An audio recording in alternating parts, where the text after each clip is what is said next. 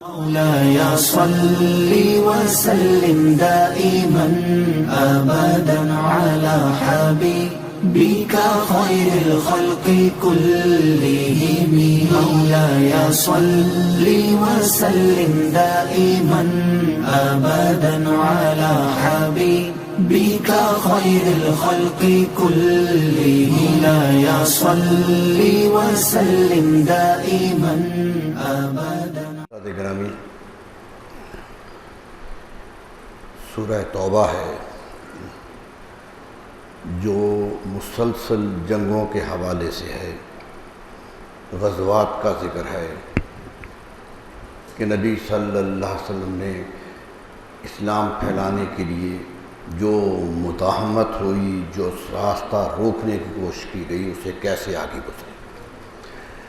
قدرت نے یہ بھی بتا دیا کہ آنے والی نسل، قوم، مسلمان جب بھی ایسی صورت ہو تو کیا کرے، کیونکہ سب کے لیے اسوہ رسول اکرم صلی اللہ علیہ وسلم ہی ہے۔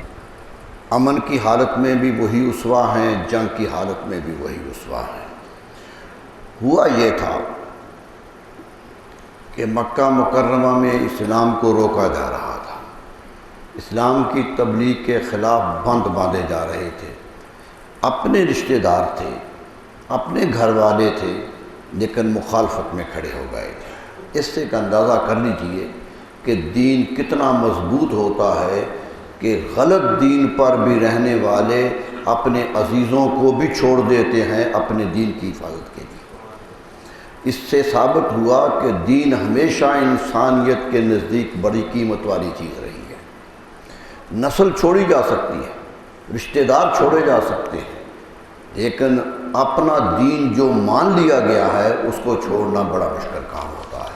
نبی صلی اللہ علیہ وسلم مکہ مکرمہ میں آئے تھے اور مکہ مکرمہ سارا کا سارا قریش کا گھر تھا، ایک قبیلہ بھی اور وہاں آباد نہیں تھا، ایک ہی خاندان کے سارے افراد تھے، کہتے ہیں 12 قبائل تھے جو بکھرے ہوئے تھے اور مکہ مکرمہ میں آباد تھے، اور یہ سارے حضرت اسماعیل علیہ السلام کی نسل میں سے تھے، یعنی اسماعیلی تھے، اور انہیں دعویٰ بھی یہ تھا کہ ہم حضرت ابراہیم علیہ السلام کی ملت پر ہیں، دعویٰ بھی یہ کرتے تھے، نسل پر بھی فخر تھا، کعبے کے متولی ہونے پر بھی فخر تھا، اور کعبے کی حرمت بھی برقرار تھی۔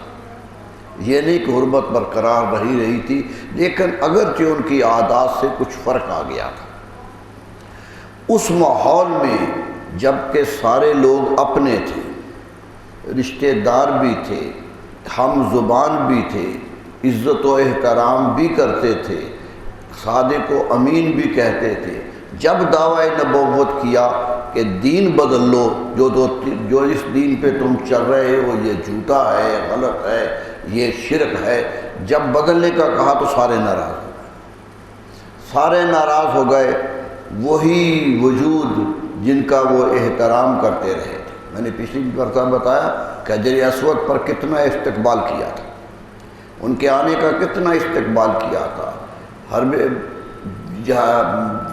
فجار میں رسول اللہ صلی اللہ علیہ وسلم کا حکم مان لیا تھا۔ اتنی لمبی جنگ تھی جو عربوں نے لڑی، اس کی صلح میں رسول اللہ صلی اللہ علیہ وسلم شریک ہو گئے، تو وہ جنگ مانی گئی تھی۔ 35 سال کی عمر تھی نبی صلی اللہ علیہ وسلم کی، یعنی زندگی کا ایک ایک لمحہ ان کی نظر میں تھا، پیدائش سے لے کر 35 سال اور 40 سال تک عربوں کے سامنے زندگی کا ہر لمحہ تھا، اور قیمتی لمحہ تھا۔ عزت و احترام بھی تھا، ہر جگہ عزت کرتے تھے، آپ بت نہیں پوجتے تھے۔ تاریخ آتی ہے کہ آپ نے بت پرستی نہیں کی، اور نبی کرتے بھی نہیں، اور وہ سارے بت پوجتے تھے، لیکن اس کے باوجود آپ کو کچھ نہیں کہتے تھے، یہ جانتے تھے کہ یہ نہیں پوجتے ہیں، لیکن احترام اتنا حائل تھا کہ کبھی آپ پر کوئی زبان دراز ہوئی نہ دست دراز ہوئی۔ لیکن جب اعلان کیا کہ اس کو چھوڑ دو جو ظلم کر رہے ہو، تو ساری قوم ناراض ہو گئی، دشمنی کی انتہا ہو گئی۔ 13 سال مکے کے دنیا کی دشمنی کی انتہا ہے۔ ایک ایک واقعہ سامنے ہے، دکھ دینے کی کوئی صورت نہیں جو آزمائی نہیں گئی تھی، پتھر بھی مارے گئے تھے، کانٹے بھی بچھائے گئے تھے، گلے میں پٹکا ڈال کے دبایا بھی گیا تھا، صحابہ کرام کہتے ہیں گلے پہ نشان پڑ گئے تھے، اتنے زور سے دبایا تھا۔ نماز پڑھتے ہوئے اوجری لغال آپ کے پشت پر رکھ دی گئی تھی، پتھر پھینک کر نیچے قتل کرنے کی سازش بھی کر دی گئی تھی، کوئی کام نہیں تھا جو انہوں نے چھوڑا ہو کہ نبی صلی اللہ علیہ وسلم کو دکھ دیا گیا، لیکن نبی اللہ کا فرستادہ ہوتا ہے، وہ سب کچھ برداشت کرتے رہے، کہتے بھی رہے کہ یاد رکھو تمہاری یہ دشمنیاں مجھے اپنے راستے سے ہٹا نہیں سکتی، مجھے یہ فرض ادا کرنا ہے، اس سے ہٹ نہیں سکتا، نہیں رہ سکتا۔ حتیٰ کہ اپنوں کی دشمنی ہو گئی، چچا خلاف کرنے کی کوشش کی گئی، حضرت ابو طالب پر پورا دباؤ ڈالا گیا کہ وہ حضور صلی اللہ علیہ وسلم کا ساتھ چھوڑ دیں۔ اس سے بڑا کیا صدمہ کیا ہو سکتا تھا کہ وہ چچا جس کی گود میں 8 سال کی عمر میں آئے تھے اور اتنی لمبی عمر ان کے ساتھ گزاری تھی، ان پر یہ آ گیا کہ چھوڑ دیں، اور وہ حیران تھے کہ کیا کروں، پورا مکہ خلاف ہو گیا، یہاں تک نبی صلی اللہ علیہ وسلم کو بلا کے کہا بھی کہ میرے بھتیجے میں تجھے چھوڑ تو نہیں سکتا، لیکن اس بات یہ ہے کہ یہ مجھے تنگ کر رہے ہیں، یہ کہہ رہے ہیں کہ چھوڑ دو، تو اگر کوئی حکمت اختیار کر لو، چند دنوں کے لیے بات کو ٹھنڈا کر لو، یہ جذبات جو آ گئے ہیں یہ ٹھنڈے ہو جائیں تو یہ کچھ ٹھنڈے ہو جائیں گے تو پھر دیکھ لیں گے، کچھ دنوں کے لیے صبر کر لو، زبان کو اتنی تیزی سے نہ چلاؤ جیسے چلا رہے ہو۔ کیا کہہ دیا، پیار سے بٹھا کر پاس بٹھایا۔ حضور صلی اللہ علیہ وسلم فرماتے ہیں میں اس وقت حیرت زدہ ہو گیا تھا جب یہ چچا سے باتیں سن رہا تھا، میں حیرت زدہ ہو گیا تھا، میں نے نظر اٹھا کر چچا کی طرف دیکھا تھا کہ یہ وہ چچا کہہ رہا ہے جو 8 سال سے میری انگلی پکڑ کے میرے ساتھ آیا، سب کچھ میرے لیے کیا۔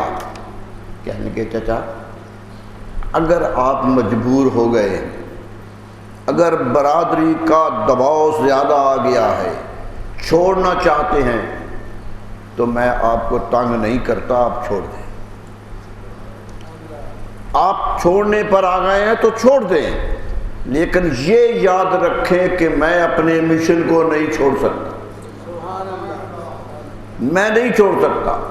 حضرت ابو طالب کہتے ہیں میں حیرت سے بھتیجے کی طرف دیکھ رہا تھا کہ اتنا استقلال، اتنا استحکام، پیار کیا، قریب بلایا، بیٹا یہ تو عربوں کا دباؤ تھا کہ میں کہہ رہا تھا، میں تجھے چھوڑنے کو تیار نہیں ہوں، میں تمہارے ساتھ، جاؤ جیسے چاہے تبلیغ کرو، میری ذات پہ جو کچھ بھی آ جائے میں برداشت کروں۔ یہ تھا استقلال کا امتحان۔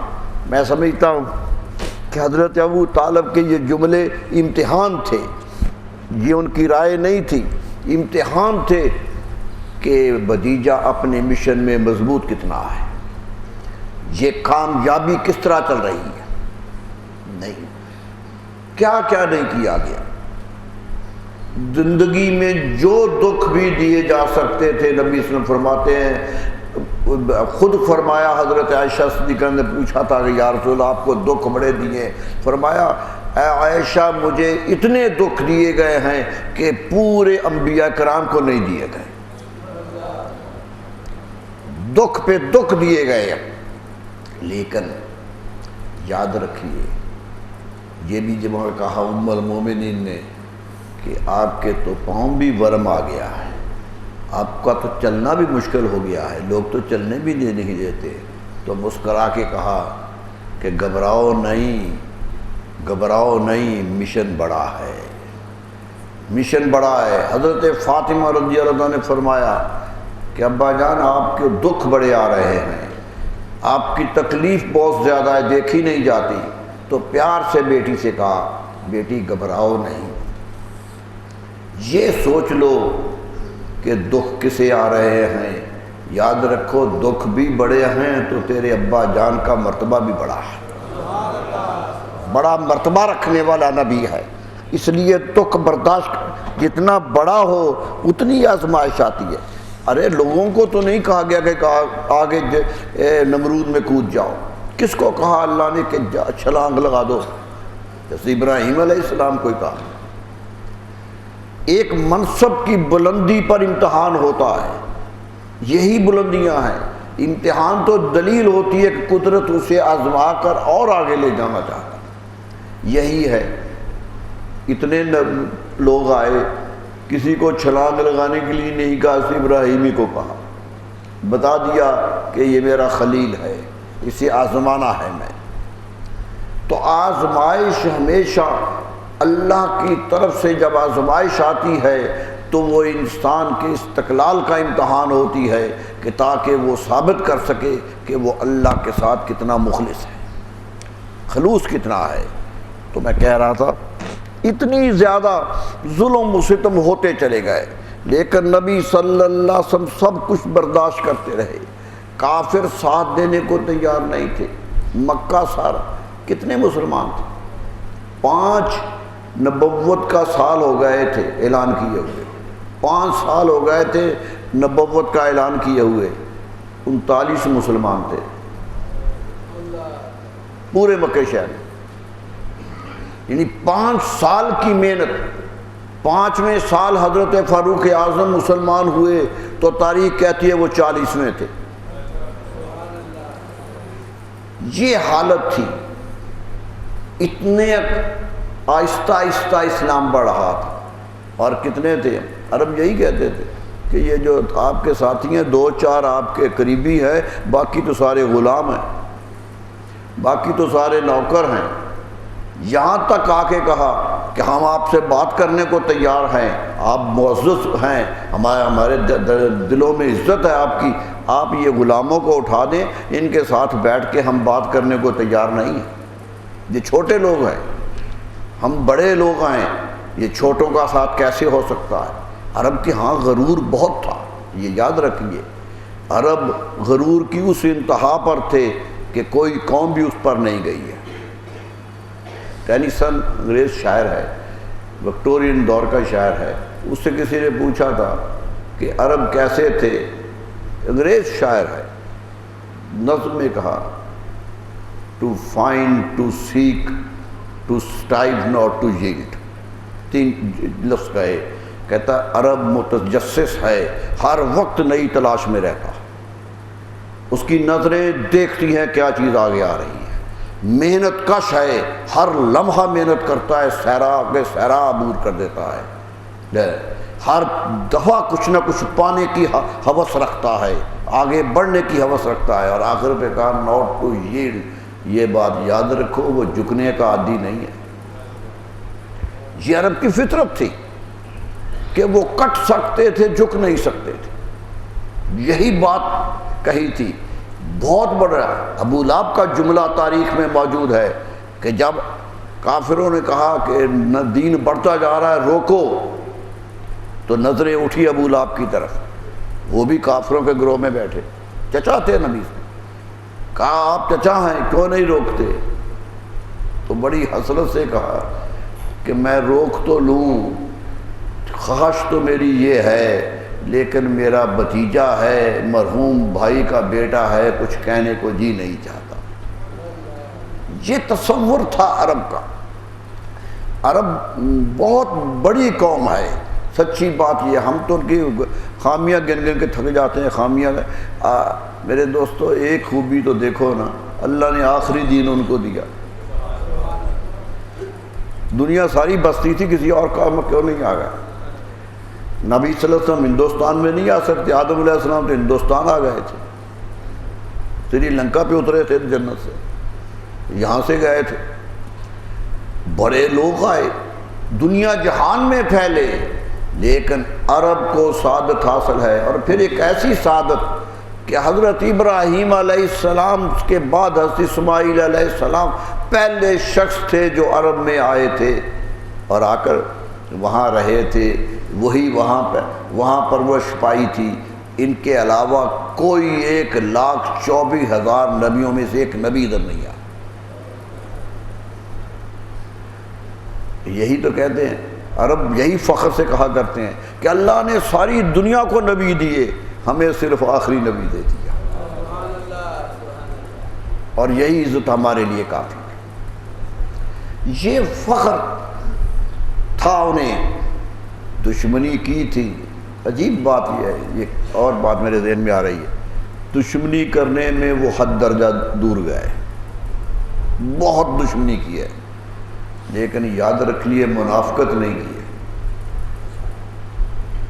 ایک منافق عرب میں پیدا نہیں ہوا،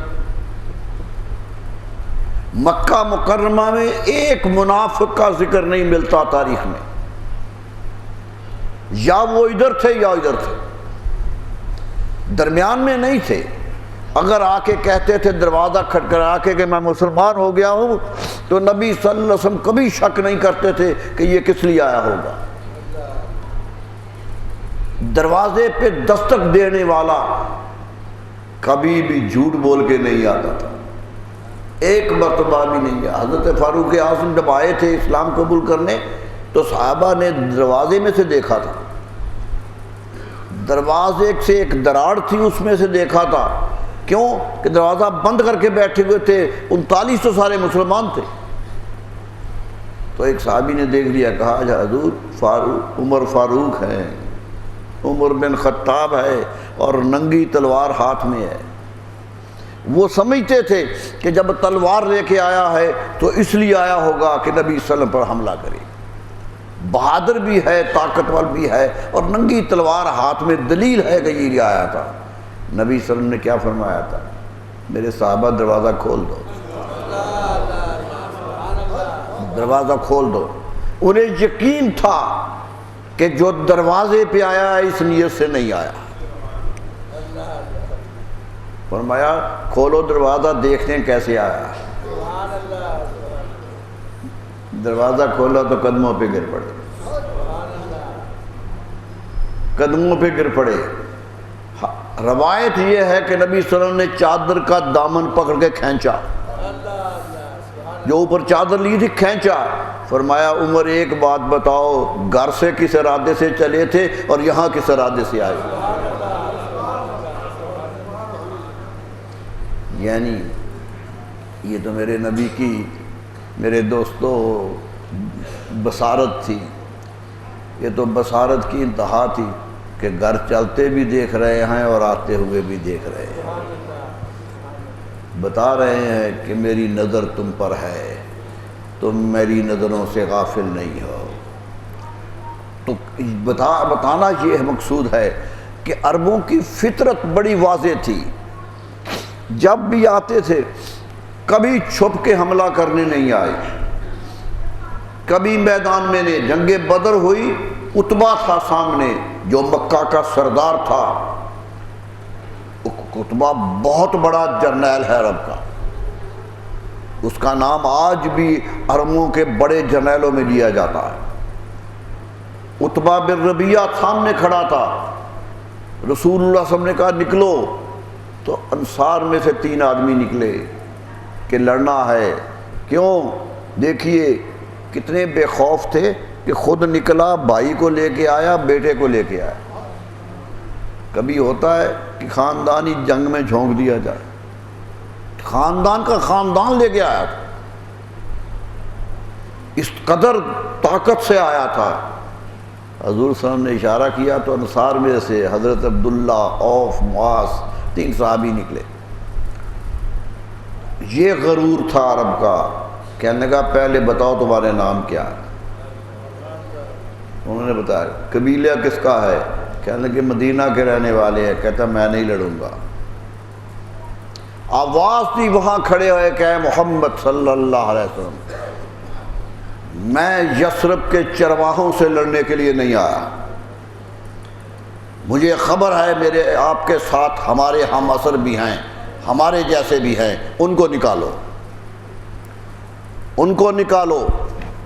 یہ نہ کرو کہ کاشتکاروں کو نکال دو، کیونکہ وہ کاشتکاری کرتے تھے، عرب تو کاشتکاری کو نفرت کی نظر سے دیکھتے تھے، وہ تو صرف تجارت کرنا جانتے تھے۔ انکار کر دیا لڑنے سے۔ نبی حدیث آتی ہے کہ نبی صلی اللہ علیہ وسلم کے آنکھوں میں آنسو آ گئے، فرمایا میں یہی بت توڑنے آیا، میں یہی اونچ نیچ کا بت توڑنے کے لیے آیا۔ لیکن غرور دیکھو عربوں کا، عرب بہت مغرور قوم تھی، قدرت نے ایسے پتھر دلوں کے پاس نبی بھیجا تھا کہ یہ پتھر موم ہو گئے تو سارے ہی موم ہو جائیں گے۔ ہوئے کہ نہیں ہوئے؟ دیکھ لیجئے کیسے ہوئے۔ ابن خلدون ہمارا سب سے بڑا مورخ ہے، تاریخ اسلام میں 14 صدیوں میں اس سے بڑا مورخ پیدا نہیں کیا ہم نے۔ ابن خلدون، ہم ہی اسے نہیں مانتے، پورا یورپ کی کوئی تاریخ شروع نہیں ہوتی جب ابن خلدون کا ذکر نہ کرے۔ دیباچے سے ابن خلدون کا نام لے کے بات شروع کرتے ہیں۔ تاریخ فلسفہ تاریخ کا امام ہے، اس نے کہا تھا کہ میں نے کبھی سوچا ہے کہ اگر عربوں کے ہاں دین نہ آتا، کسی مہذب اور پڑھے لکھے اور بہت دولت مند قوم کے پاس نبی آ جاتے تو شاید اتنی طاقت کے ساتھ قوم ساتھ نہ ملتی جتنی عرب مل گئے تھے۔ کہتا مجھے شک پڑتا،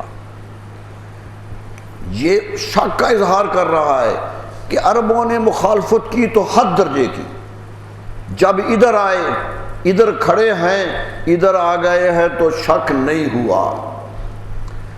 کسی نے شک نہیں کیا کہ یہ تو آج دشمنی سے آ گیا ہے، اس کا تو باپ قتل ہو گیا ہے، یہ انتقام لینے کے لیے آ گیا ہوگا۔ نہیں، ادھر تھے، ادھر آئے اور جدھر رہے تھے وہی رہے۔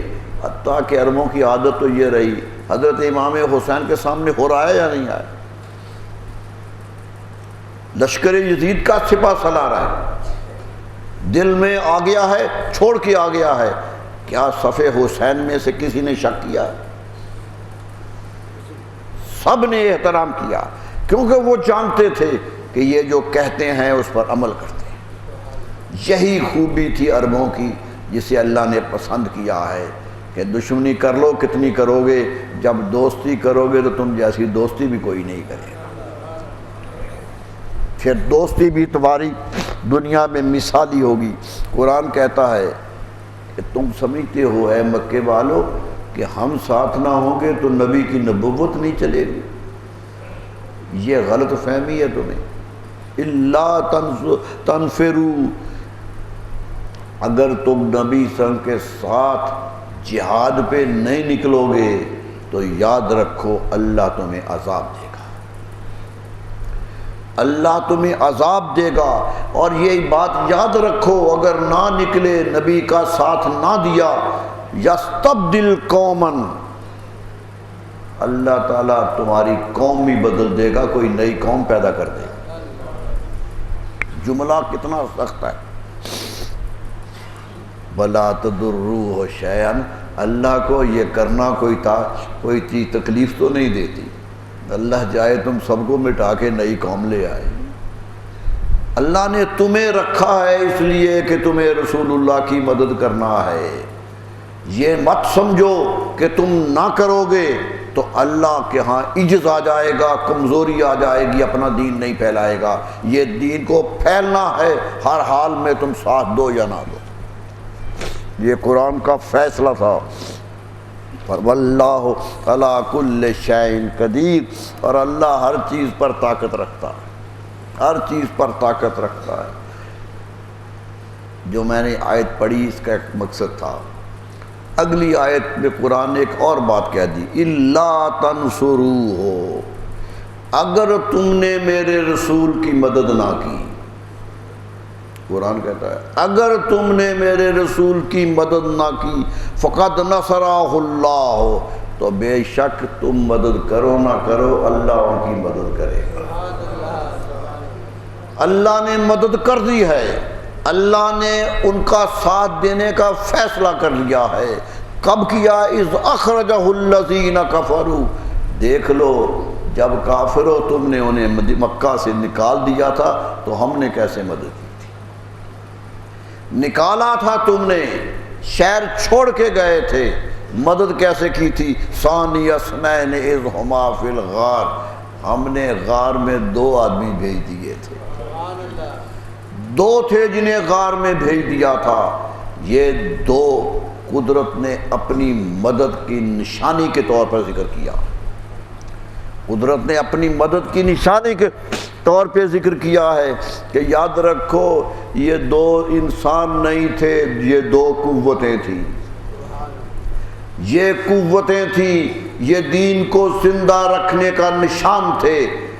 ایک دین دے رہا ہے، دوسرا تصدیق کر رہا ہے، اور یہ دین فرمایا یاد رکھو الذی جاء بالصدق، وہ ہمارا رسول ہے جو سچ لے کر آیا ہے، وصدق بہ، اور وہ ان کا ساتھی ہے جو ان کی تصدیق کر رہا ہے۔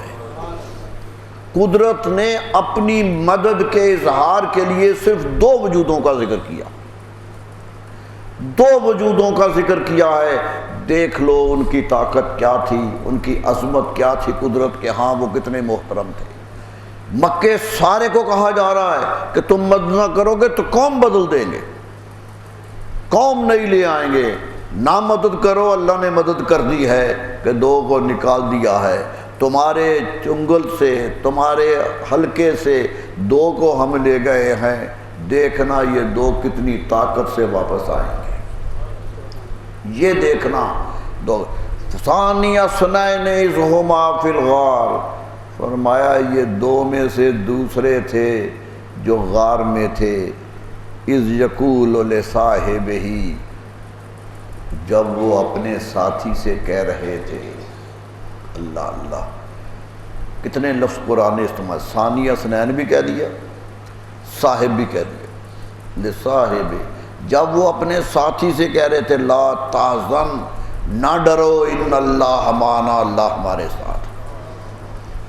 فرمایا 2 تھے، خوف کا عالم طاری تھا، چاروں طرف خطرات تھے، دشمن سے دیوار غار کے کنارے پر آ گئے تھے۔ جو لوگ گئے ہیں غار ثور میں کبھی دیکھا ہوگا تو آج بھی غار وہ منظر پیش کرتی ہے کہ نیچے غار ہے، سامنے پہاڑی ہے، اور پہاڑی کے اوپر کافر کھڑے تھے، اور نیچے غار میں رسول اللہ صلی اللہ علیہ وسلم صدیق اکبر رضی اللہ عنہ۔ آج بھی وہ منظر سامنے آتا ہے، آدمی حیرت زدہ ہو جاتا ہے کہ کیا ہوگا، کہ غار، اور قدرت نے غار کیسے بنائی ہوگی۔ ثور کہتے ہیں اس غار، ثور کا معنی بیل ہوتا ہے عربی میں۔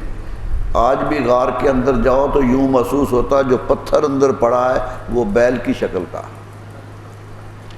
بیل کی شکل کا ہے، جیسے بیل زمین پر بیٹھ کر اپنے پاؤں پھیلا لیتا ہے، اس طرح پتھر نے پاؤں پھیلائے ہوئے،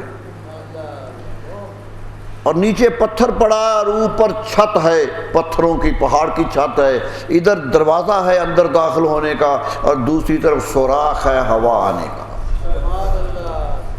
قدرت نے کب سے اس غار کا انتخاب کیا ہوگا، کب سے انتخاب کیا ہوگا کہ ایک دروازہ داخل اور دوسرا نکلنے کا دروازہ نہیں ہے، وہ اتنا چھوٹا سوراخ ہے کہ ہوا آتی جاتی ہے۔ انتظام کیا کیا، کھڑے ہو کے نماز بھی نہیں پڑھی جا سکتی، بیٹھ کے پڑھی جا سکتی، اور بیٹھے تو وہ اس بیل کے پاس بیٹھنا پڑتا ہے، جس طرح بیل کا منہ ادھر ہے، ادھر ہی کعبہ ہے، کعبہ ہے، سیدھا کعبہ ہے ادھر سے۔ اور رسول اللہ صلی اللہ علیہ وسلم 3 دن رہے ہیں وہاں، کتنی نمازیں پڑھی ہوں گی، کتنے سجدے کیے ہوں گے۔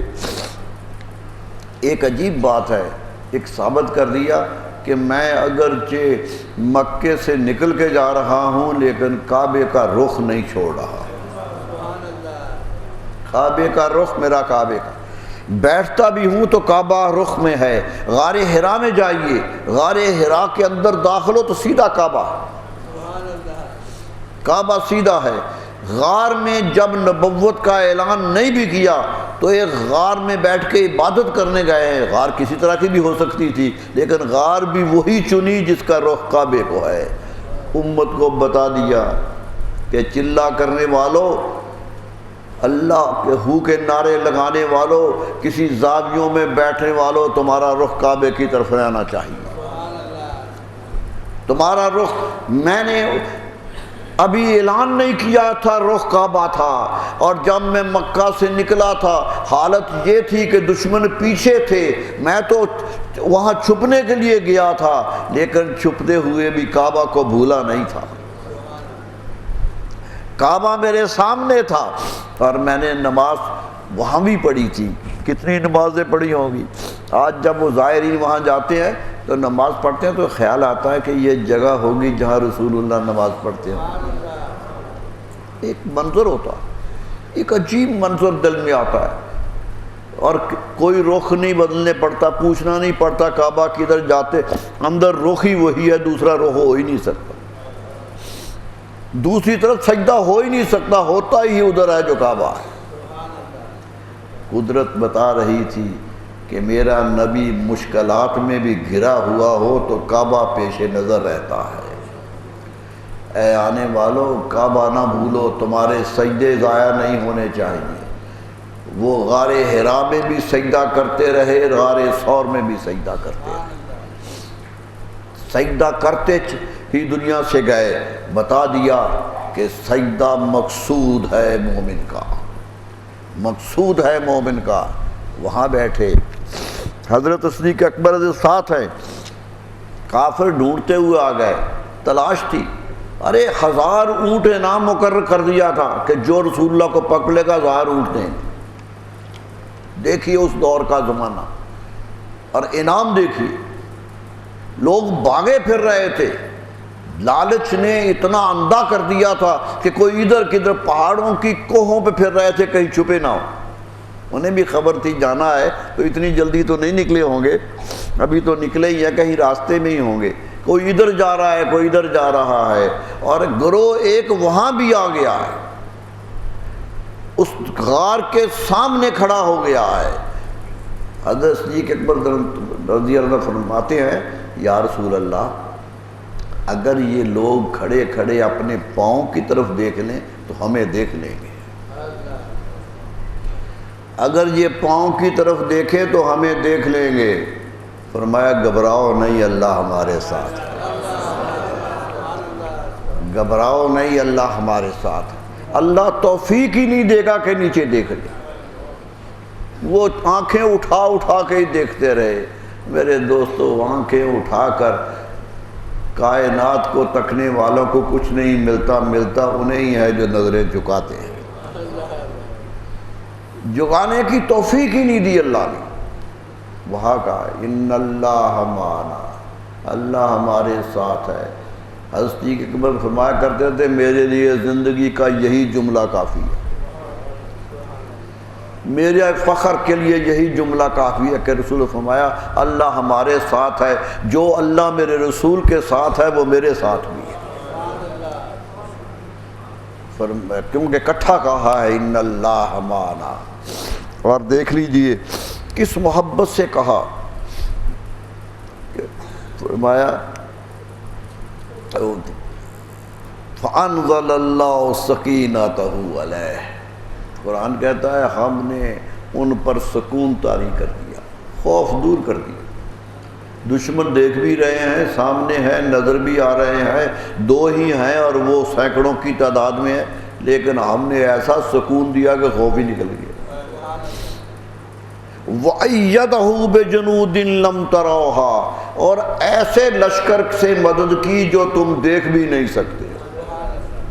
فرمایا مدد کی ہم نے، یہ ہے اللہ کی مدد۔ فرمایا ایسے لشکر سے مدد کی، جنود کو کہا قرآن نے، لشکر ایسا بھیج دیا، کعبہ بچانے کے لیے ابابیل بھیج دیے تھے۔ یہاں ایک حدیث میں آتا ہے کبوتر کا بچہ تھا، کبوتری تھی ایک، اڑتی اڑتی وہاں آ گئی تھی پہلے، جب کافر پہنچے نہیں تھے آ کر اس نے وہاں انڈے دے دیے تھے۔ وہ کہنے لگے کہ اس غار میں نہ ہو، ایک نے کہا، دوسرے نے کہا یہ تو کبوتری کے انڈے پڑے، اگر گزرتے تو ٹوٹ جاتے، یہ تو راستے میں پڑے ہیں، یہ کیسے ہے؟ قدرت کہہ رہی تھی کہ ہم نے جانور کو بھی رسول اللہ کی مدد کے لیے لگا دیا تھا۔ کتنا بدقسمت ہوگا وہ انسان جو مدد کے لیے ساتھ نہیں دے۔ کائنات کا ہر ذرہ رسول اللہ صلی اللہ علیہ وسلم سے پیار کر رہا ہے، کیا بلکہ حدیث میں المعارج النبوۃ میں لکھا کہ مکڑی نے جالا بن دیا، جالا بن، وہ کہنے لگا تو گزرتے اندر تو جالا ٹوٹ جاتا، جالا تو قدرت نے کہا تھا یہ جالا میں ہم نے ابھی بنوا دیا کہ تمہارا ہر وہم ٹوٹ جائے اور میرا رسول تمہارے سامنے ہو کر بھی تمہاری نظروں میں نہ آئے۔ معلوم ہو گیا، ایک بات نکل آئی، صوفیہ اس پر بڑا زور دیتے ہیں کہ یاد رکھو کہ ہر ایک کو رسول اللہ نظر نہیں آتا، ہر ایک کو نظر نہیں آتا۔ انداز خواجہ محمد یار فریدی کا ایک شعر یاد آ رہا ہے عجیب سا، کہ انداز حسینوں کو سکھائے نہیں جاتے، انداز حسینوں کو سکھائے نہیں جاتے، جو امی لقب ہوں وہ پڑھائے نہیں جاتے۔ پڑھانا تو تب ہو کہ جب پڑھانے کی ضرورت ہو، جو امی لقب ہوں وہ پڑھائے نہیں جاتے، ہر ایک کا حصہ نہیں دیدار کسی کا، ہر ایک کا حصہ نہیں دیدار کسی کا، بو جہل کو محبوب دکھائے نہیں جاتے۔ سامنے کھڑے ہو کر نہیں دیکھ رہے، ارے وہ جانور دیکھ رہا ہے کہ یہاں رسول ہے، مجھے حفاظت کرنی ہے، مجھے جالا بننا ہے کہ میرا رسول یہاں ہے، اور کفار کھڑے ہیں انہیں نظر نہیں آ رہے۔ قدرت کہہ رہی تھی میرا رسول آتا ہی تب نظر ہے جب اندر آنکھوں میں عقیدت آ جائے۔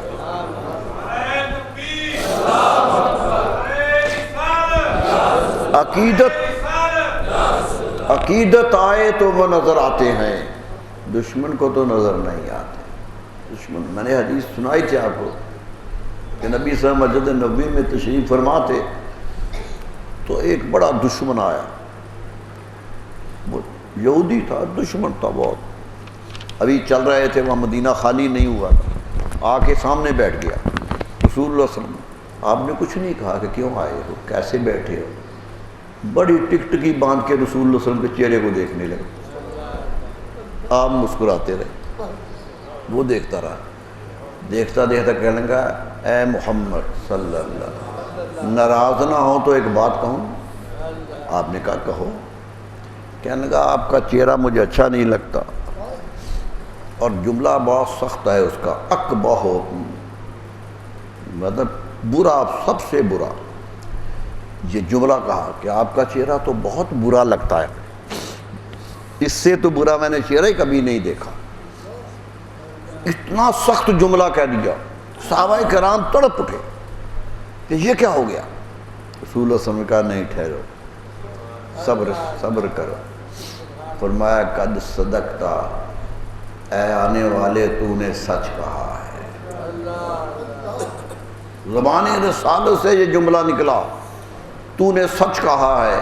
صحابہ پریشان کہ یہ جملہ کہہ رہا ہے اور آپ کہہ رہے ہیں سچ کا، لیکن ادب کا تقاضا تھا، بول نہیں رہے تھے، جذبے تھے، رسول اللہ کا اشارہ تھا خاموش رہو۔ چلے گیا، باتیں ہونے لگی، صحابہ کے اندر ایک تڑپ رہی کہ سوال کرنا ہے، پوچھنا ہے، کہ ایک مومن محبت کرنے والا آ گیا، سامنے سلام کر کے بیٹھا، نظر ڈالی چہرے پر، آنکھیں جھکا لی، کہنے لگے یا رسول اللہ ما رأیت احسن من وجہک یا رسول اللہ، اے اللہ کے رسول آپ کے چہرے سے حسین چہرہ میں نے کبھی نہیں دیکھا، کبھی نہیں ہوا کہ آپ سے حسین چہرہ میں نے دیکھا۔ آپ پھر مسکرائے، فرمایا صدقتا، تو نے سچ کہا۔ صحابہ کے جذبے جوان ہو گئے، ایک دم پھٹ پڑے کہ یا رسول اللہ یہ کیا ہے، وہ یہ کہہ گیا آپ نے کہا سچ کہا ہے، اور یہ کہہ رہا ہے آپ پھر کہتے سچ کہا۔ فرمایا صحابہ گواہ رہے نا، میں آئینہ ہوں، ہر آنے والا اپنی شکل دیکھتا ہے۔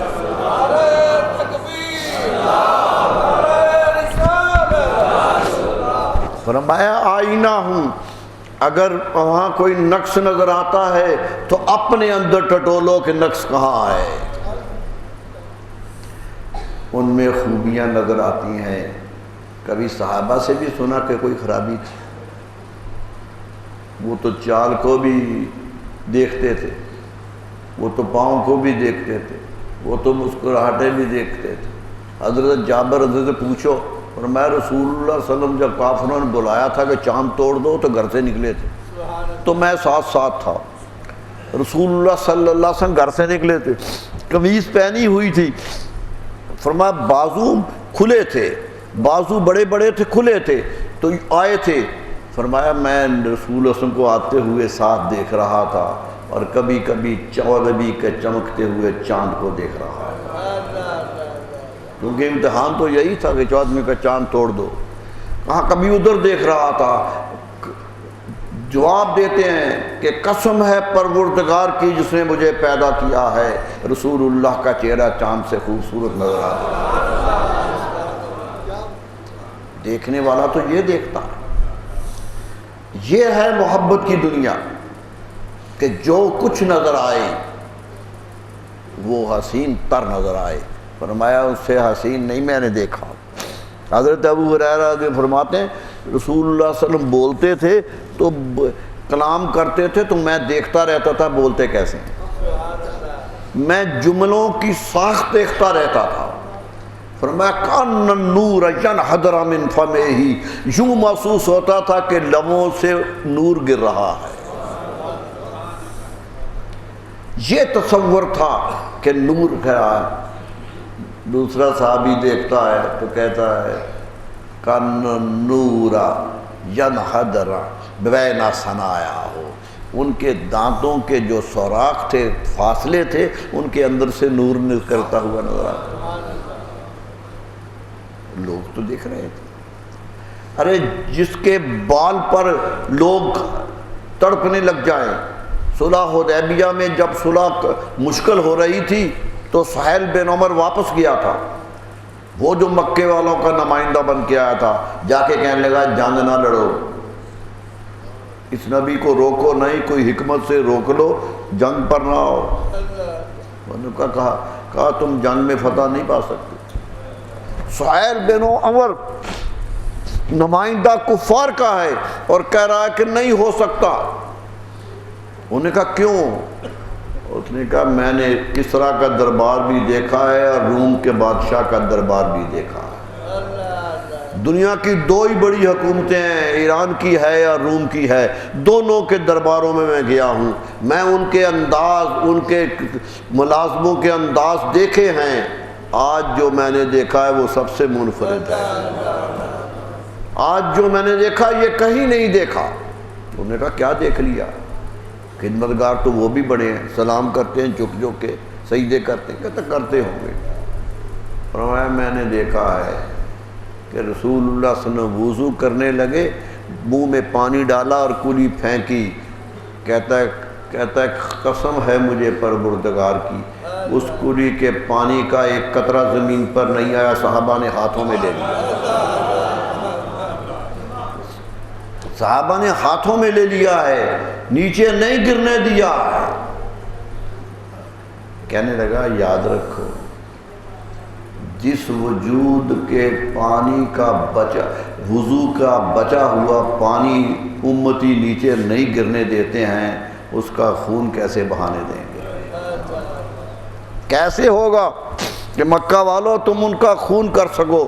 یہ ممکن نہیں ہے، اس لیے جنگ نہ لڑو، صلح کر لو، اور صلح ہوئی۔ میرے دوستو حقیقت یہ ہے محبت کرنے والوں کو ہر چیز محبت نظر آتی ہے۔ محبت کی دنیا ہی اور ہوتی ہے۔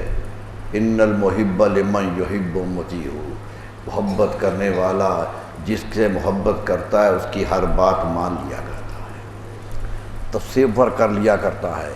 اور یاد رکھو عین الرضا عن کل عیب قلیلۃ، عرب کہتے ہیں کہ محبت کی آنکھ تو کوئی عیب ہو بھی تو نہیں دیکھتی، ارے ہو بھی تو نہیں دیکھتی، اور جب ہو ہی نہ تو کہاں سے دیکھیں گے؟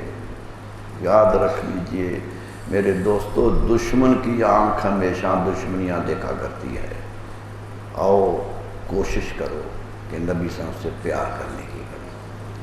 پیار کرو. جان پہ کھیلنا ہے. صحابہ جان پہ کھیلے ہیں. حضرت صدیق اکبر کا ذکر کر رہا تھا, انشاءاللہ ذکر کریں گے. ان کی یوم وصال آ رہا ہے.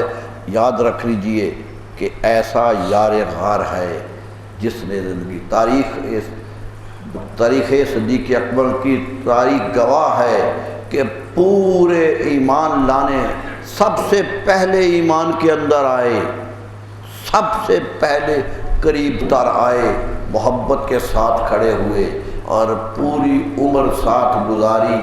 ایک لمحہ بھی سوال نہیں کیا, کسی پر نہیں کیا کہ یہ کیوں ہو گیا. حتیٰ کہ سوال بھی ہوا تو روک دیا. حضرت فاروق اعظم کا سوال حدیبیہ پہ ہوا تھا. بخاری کی حدیث ہے کہ وہ حضرت فاروق اعظم حضرت صدیق اکبر کے پاس گئے رضی اللہ تعالیٰ کہ ابو بکر یہ صلح کیوں کر رہے ہیں؟ یہ صلح تو جھکی جھکی صلح ہے, یہ تو شکست کھانے والے کیا کرتے ہیں, ہم تو طاقت میں ہیں. کیوں کر رہے ہیں رسول اللہ صلی اللہ علیہ وسلم صلح کہ 6 شرائط ہیں, 6 کی 6 کافروں کی ہیں, ان کی مانی اپنی کوئی شرط ہی نہیں منوائی. تو کیا ہو گیا؟ بڑے غصے میں تھے, بڑے دبدبے میں تھے. تو حضرت صدیق اکبر سے جا کر یہ گلہ کیا. آپ نے اتنی بات کہی, اعلم یا عمر انہو رسول اللہ. اے عمر یہ کبھی نہ بھولو کہ وہ اللہ کے رسول ہے. جب رسول مان لیا ہے تو سوال کیسا, پھر شک کیسا؟ جب اللہ کا پیغام بر مان لیا ہے تو پھر ہر چیز ماننا ہے. حضرت فاروق اعظم کہتے ہیں مجھے پھر تسلی نہیں ہوئی, غصہ مجھے بڑا تھا. میں خود رسول اللہ صلی اللہ علیہ وسلم کے پاس چلا گیا کہ یا رسول اللہ یہ صلح کیوں کر رہے ہیں؟ یہی سوال وہاں کر دیا جا کر کہ جرت رکھتے تھے سوال کرنے, کر دیا.